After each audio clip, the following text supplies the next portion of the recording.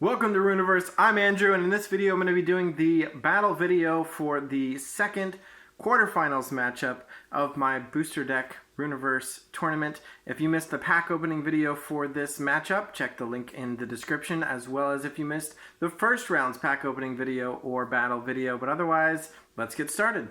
Alright, so the Quam player will be going first. They've already drawn their opening hand, so let's start by opening their first rift and skipping their first draw. I'll go ahead and play Flake for a Foresight Mage and lead off with a Scrying Pansin with a Foresight Mage. Triggers the Glimpse of Foresight ability, which is a great way to start the game.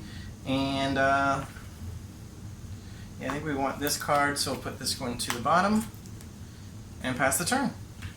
Alright, and as the Ruby player, we will open a rift, draw for the turn, and play a Mage, which I guess will be Borean.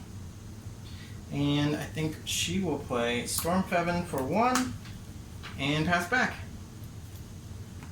Okay, so I forgot to untask at the end of the first turn, but I'll go ahead and open my second rift and draw. And we do get a gift, but the bond will not trigger.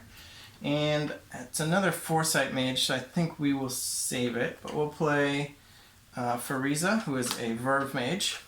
And with 2 power per mage, let's see, we do not have an Ice Mage, unfortunately, so we can't use our Ice Mote's ability at this point. And our other cards are 3s, so this is a little bit awkward. We either have to use the Ice Mote with no ability, or we have to...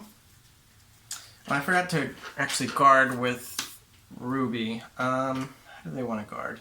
I think they will guard with the Stormfeven, so we can trade with that if we want to.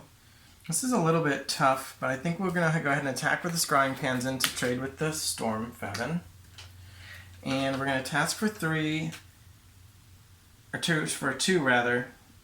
And we're going to, yeah, you know, we're going to assist for 2 more.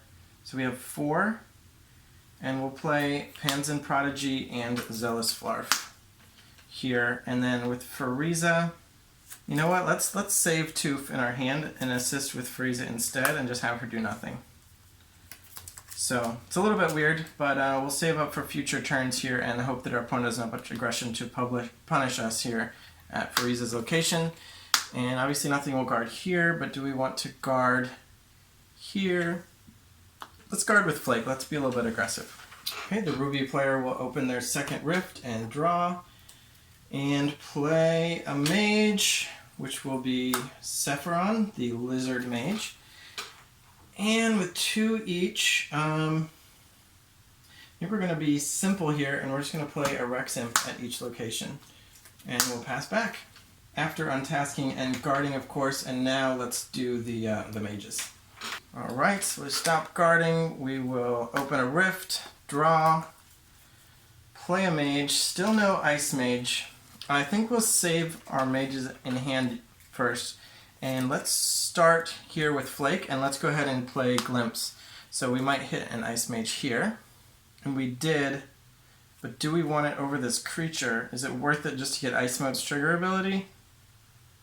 Actually, I think we want the creature, so we might just give up on the Ice Mote here, but it was worth a shot. We still get another draw, though, which is by attacking with Pansin Prodigy. And I think what we'll do is we're going to attack with Zealous Flarf into Mage. We'll go ahead and hit Sephiron to stop her guarding, break a bond, no gift.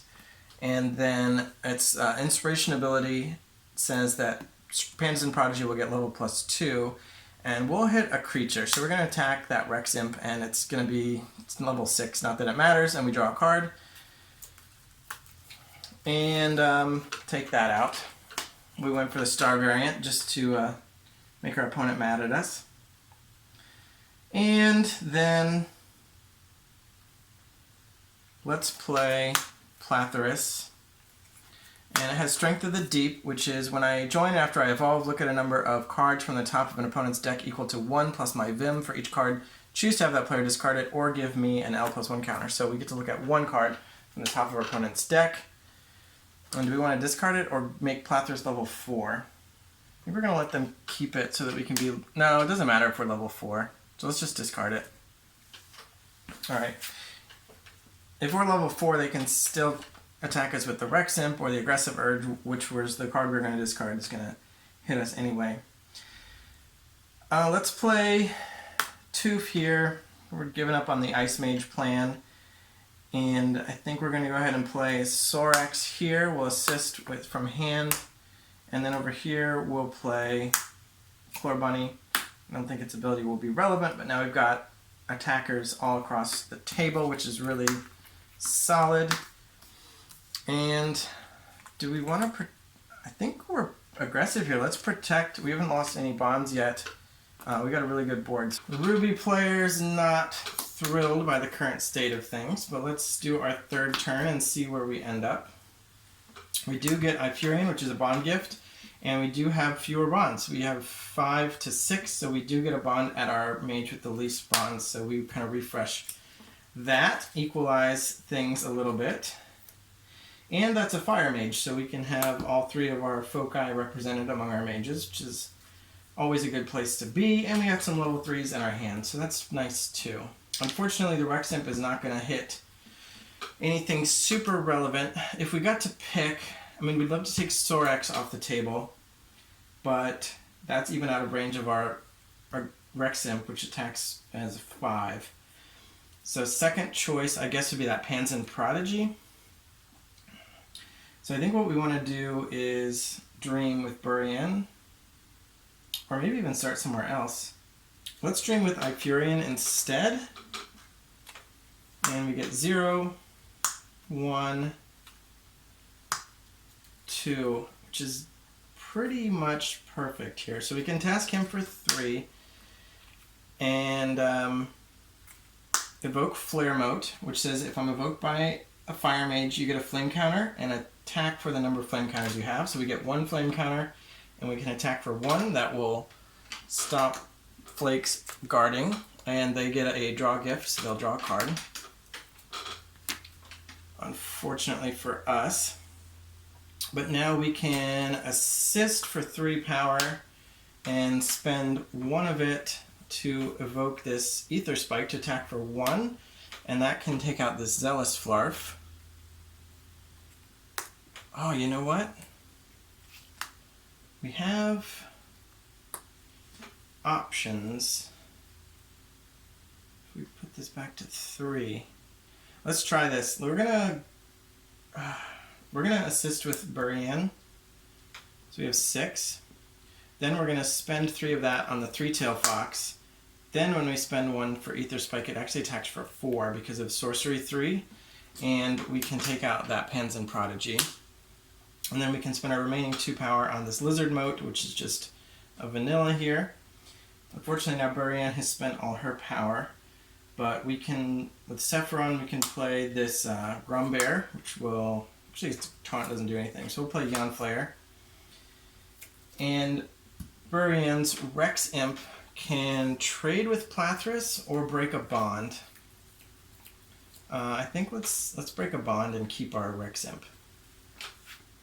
And they actually hit a bond gift, and now that they've got 4, they have fewer than our 6, so they actually get that 1 back. Oh, the Battle of the Bonds. Okay. Well, that's it for Ruby. So we're going to untask and guard. And we want to guard. I think we want to keep our creatures too. This is, yeah, we'll guard with this Lizard Mote. Actually, we'll guard with the Yen Flare. Make them break through that. Okay.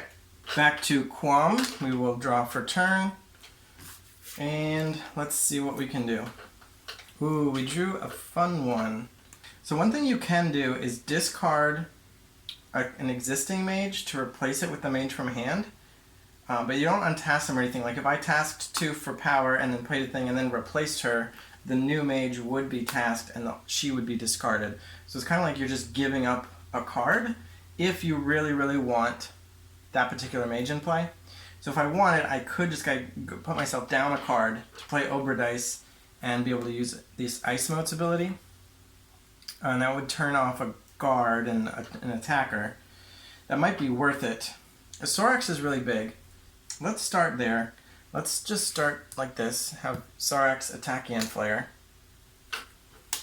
and then let's go to Toof here, because this is our Verve mage, and we've got 2 Foresight mages, so if we are going to replace one, I don't want it to be Frieza, just in case we do have a card that cares about Verve in our deck. It's kind of random caring about your foci, but it depends on what's in your deck. Sometimes the Dream Deck cards do come up that matter, but it's kind of random which mage, but you can kind of play around it a little bit. So I like to have one of each in play if I can. In this case, I would really like an Ice Mage specifically for this card. But the idea of keeping a Verve Mage may or may not actually matter that much. But I would prefer to, just all other things being equal. And I think what we want to do is... we can't do that. But what we could do... yeah, okay, so we are going to replace Tooth. Let's discard her and play Oberdice. And now we're going to task Oberdice for 3. And we're going to play Snowmaster. Then we're going to discard Alup for an assist for 3 more. We're going to use 2 of it. Alright, we're going to play Ice Mote. And we're going to task... let's task the Flare Mote. And then we're going to use our last power here to evoke Snowball from the Snowplay stack, which is it attacks for 2, and then becomes face down Zvim for one of my mage's creatures with Snowplay. So we get to hit this Lizard Mote for 2, and then this becomes Vim for the Snowmaster. It's face down Vim, but you just have to ignore that that's a swarming bug, but we'll just leave it to the Snowball side so it's easier to remember. And then Chlor can still attack, and we can either trade with one of those creatures or just go for a bond. The Three-Tailed Fox's Sorcery 3 is relevant, but it's probably about as relevant as this Regenerate Aura, which is it might matter, but it probably won't. I mean, the Sorcery already kind of did its thing, but if they draw any more cards, they could end up using it to take out something big like Sorax. I don't know if we want to be aggressive. They're back up to 6 bonds, and we're at 5 now. Yeah, let's just let's attack the Three-Tailed Fox. In part just to protect our Sorax. And then over here with Flake, we can... yeah, let's do Zealous Flarf. Well, let's Dream, actually. Alright, so we're going to Dream here. And we get 1, 2. Alright, not bad. So we get to play Scrying Pansin, which is nice, because we do have Foresight. So let's take a look at which card we want, which is definitely this one. We've got 2 power left, and that's not going to be enough to play the card we just drew. So we'll save that for next time. We'll go ahead and play the Egg. Vigor has a bonus. What do we do? We haven't done anything yet, have we? We haven't engaged yet. So Vigor's going to let us make 2 attacks with somebody, which is nice. So let's go... I feel like maybe Reximp is scarier than the Flare Mote, because it can attack as a 5. So let's have Zealous Flarf attack Burian. So that will break her guard. No gift. Inspiration means Plathris will get level +2. We can attack as a level 5 and dispel the Reximp. And then we can play Vigor with one of our 2 remaining power to untask the Plathris and attack again, still at a level 5, and break Burian's other bond, which is a dispel gift, and that's actually going to take the Sorax off the table, unfortunately.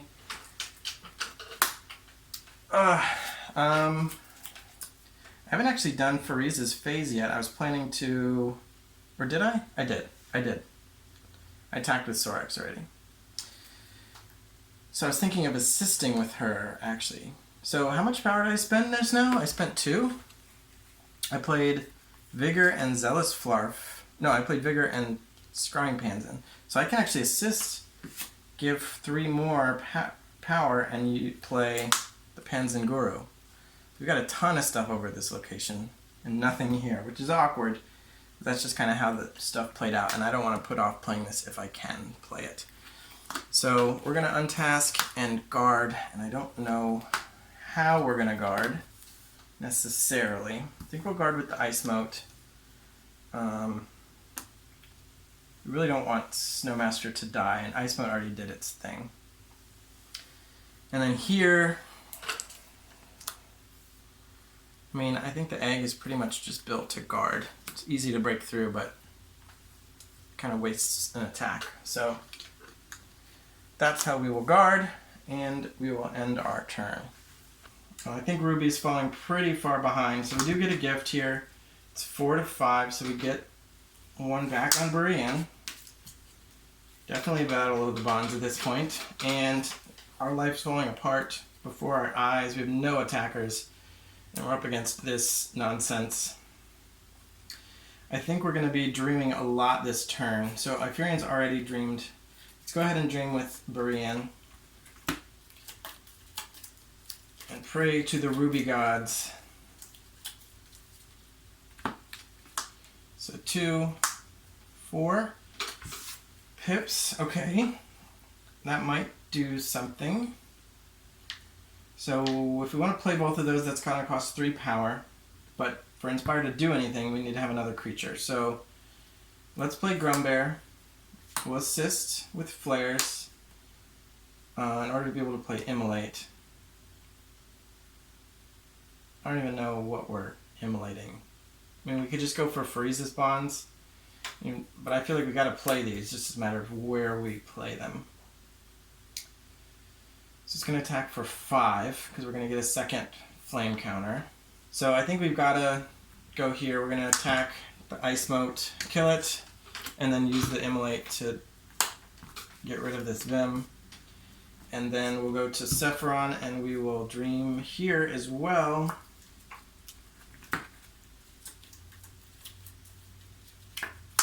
And that's 3. Ugh. That's not even... That's so awkward. Okay, well, 3 will assist. Actually, I think we're just going to assist with Ifurian because he's not going to be able to do anything relevant. Play the dragon for 4 of the 6 and then play Aggressive Urge for the other 2 of the 6. That'll at least give the dragon an extra life. And yeah, we're pretty far behind. Ifurian's not going to be able to do anything with the cards in our hand, and he's already dreamed. So we're going to, not because we're trying to be aggressive, but just because we need to preserve our resources. Well, Grumbear taunts, so we'll just taunt. But for these other 2 spots, we're actually going to guard with our mages just to try to get cards back in hand. But we could just lose, actually, because they've got plenty of attacks. Yeah, I don't think we can afford to do that. We have to guard with our creatures just so we don't die. Alright. Alright, the Quam player is feeling good. Draw for turn. Yeah, this is not a bad position. So, Panzanguru can attack twice. Snowmaster can only attack once, but with Snowball we can kind of throw 2 damage at something. Let's start with Overdice. Let's go ahead and do that, and we're going to dream with her. Let's see what comes up. So that's 2, 3. Oh my gosh. Oh, that's brutal. Well, it's not that brutal, because they don't have more than 1 creature at any location, but this would let us take out 2 of them if we play both those cards, which we don't have mages in hand, but we can afford to assist with our mages from play. I mean, I think the Ice Mantis is going to be better, and it's just really rude, actually. So we're going to task for 3 power, evoke Ice Mantis, and then revoke says return an enemy creature to its owner's hand. We're going to get rid of that dragon, and fortunately for them, the Aggressive Urge will just go away. I don't even know if we're going to play Ice Mote. I don't know if we want to waste a card, because the rules of engagement mean we can't use it to task one of the other creatures now that we've engaged with this location. And Sephiron doesn't have any more creatures for us to use the exhaustion on. I think what we want to do now then is we're still going to... I'm going to use Flake to assist for 3 power. I'll go ahead and play the Ice Mote, just I won't get to use its ability. And then I'll use the 1 remaining power to play Snowball again, which is it attacks for 2 and then becomes face down Vim for one of this mage's creatures with Snowplay. So we're going to attack Sephiron directly, break a bond, and then it becomes Vim for Snowmaster, and Snowmaster will attack and break the other bond. And that is a Ruby gift, which means our cards stop guarding and can't guard until our next turn. So at the end of our turn this turn, we will not be able to place any guards. Okay, so let's go to Frieza, or we could just go to Flake and do some of these millions of attacks that we have. So Grumbear is a level 4. We don't have anything bigger than that. Panzanguru can attack twice, but it's level 4. So I think we're going to go ahead and go to this Furion location. We're going to attack with Panzanguru, dispel the Flare Mote, untask with Panzanguru, Relentless. Then we can, what's our highest level? This is our highest level. So if we hit a Dispel Gift, we kind of want to be able to use the Guru. But if I don't attack with it, I could use its summoning. So I think I'm going to risk facing up against a Dispel Gift here. They've already hit 1, and they have a 1 in play. So there's 1 left in their whole deck. So we're going to attack with our little guys here. Let's attack with Zealous Flarf. Break a bond. And we'll give inspiration to Plathyrus just in case we do hit a Dispel Gift, then Plathyrus will be the biggest. And so I'll attack with Plathyrus next, given that. And actually it is a Dispel Gift. So we dispel our highest level creature, which is now this level 5 Plathyrus due to Zealous Flarf's ability. And we get to keep our Guru, which is nice because now we can use it to use its summoning 3 ability and reduce the cost of the next creature we summon by 3, so we can play this cooperative Wylart for free. We could attack with Scrying Panzim, but there's literally nothing left to attack at Ifurion's location. So we'll be done with Flake and go to Fariza, who will Dream. And probably we're not going to be able to get through Grumbear and attack to end the game this turn, but this is looking pretty unsurmountable for the Ruby player. And, okay. So, that's a shame. We could manifest to draw 2 cards, which would be pretty nice. I think Aether Spike doesn't do much here because all it's doing is stopping the guard, but since we're not going to actually break through or kill the Grumbear this turn, the Aether Spike's not doing anything. Encyclopedia would draw us a card, and we actually have the level 1 Fill Kit in our hand, so we could play Aether Spike, Fill Kit, and Encyclopedia to draw a card and have a level 1 in play, but again, the Aether Spike's not doing anything. So I think we're actually just going to play the Manifest, or we're not going to play these most likely, but it depends what we draw. Alright, so let's look at the top 5 cards of our deck and keep 2 of these. Alright, I'm going to keep these 2 just for fun. And these go to the bottom of our deck. So I'm going to assist with this mage I just got and play Existentialite. Its level is equal to the number of cards in my hand, which is 1. So it's not very big, but maybe it'll be able to grow. But I don't think it'll matter. It's just a little bit of fun before the game ends, I think. I don't think our Ruby player has much time left. Although they do have a lot of cards in their hand. So let's see what they can do. Okay, here we go. And we get a Ruby gift. So our opponent's cards stop guarding and can't guard until their next turn. So unfortunately, we're kind of back-to-back on our Ruby gifts here. So they already are not guarding. I did forget to untask, though. Not that it's a huge deal. Can we do anything? So they're not guarding, so we could just attack. We can get that bond out of the way. If we drew burn spells, we could... we're out of dreams, unfortunately. Where's our Rage Mage? This one is our Rage Mage? Okay. Okay. No, we're going to lose. Well, we can go out swinging. So we're going to play Rage Mote. We're going to assist, play another Rage Mote, and both of these untask because they're evoked by a Rage Mage. And yeah, we're going to make a dragon. As it is, I think the best thing we can do is have Grumbear attack Snowmaster, which dispels it to get rid of this Vim. Then we can have Rage Mote attack the Snowmaster and finally get that thing off the table. And then Rage Mote can attack and dispel this Ice Mote just so they're down an attacker. And then at the end of our turn, we can guard with both of these 2 creatures and just brace ourselves for the loss that is inevitably coming. And as the Quam player, we've got 1 card in hand, we draw a card, and it is a Dispel Gift to start out our turn, which is actually going to take out this dragon, which wasn't guarding anyway. That's just a little bit of salt in the wound. We may as well attack. So, we don't have any good attacks that we can just blow out our opponent with. But we can attack Panzanguru into Rage Mote. And the Guru an Untask from Relentless, and since it's level 4, it can then trade for the Grumbear, and then we can have our little Scrying Panzen attack and break Brian's Last Bond, which is a draw gift, and Quam wins the game. Alright, thanks for watching round 2 of this tournament. So it seemed like Quam pretty much took over. I don't know if the Ruby player was really ever in the running, to be honest. I mean, it just depends on how the cards come out. They might have preferred to go first, I'm not sure. Anyway, this is how it happened. Maybe the Quam deck was just that much better.